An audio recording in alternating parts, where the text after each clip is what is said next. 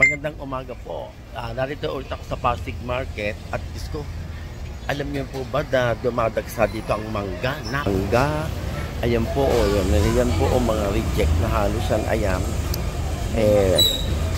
Ito, ayan. Ang lalaki ngayon ng delivery ng papaya. Galing to sa, sa Mindoro, Laguna? Mindoro. Galing po sa Mindoro. Ito, ayan, ang lalaki ngayon.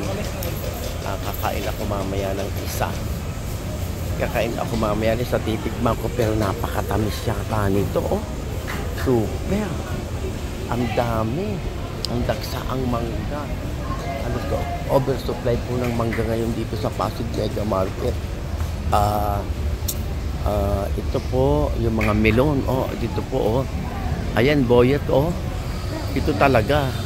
Ayan, oh. Ng honeydew melon. Yan po, napakadaming mangga. Ako lang po nagbubungang araw na sa dami ng aking kinakain mangga dahil favorite ko ang mangga. Eto, ay! Kailan ka magkakaroon ng bagong ganito?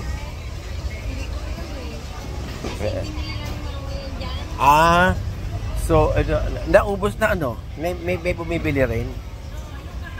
Oo. Ay, naubos na ba yun? Oo nga pala. Sabi ko, paminsan-minsan lang meron nito, Tsaka iba-iba ang presyo nito. Pwede nga. Sige, ha? Ayan, ho. Ang dami, napakaraming mangga.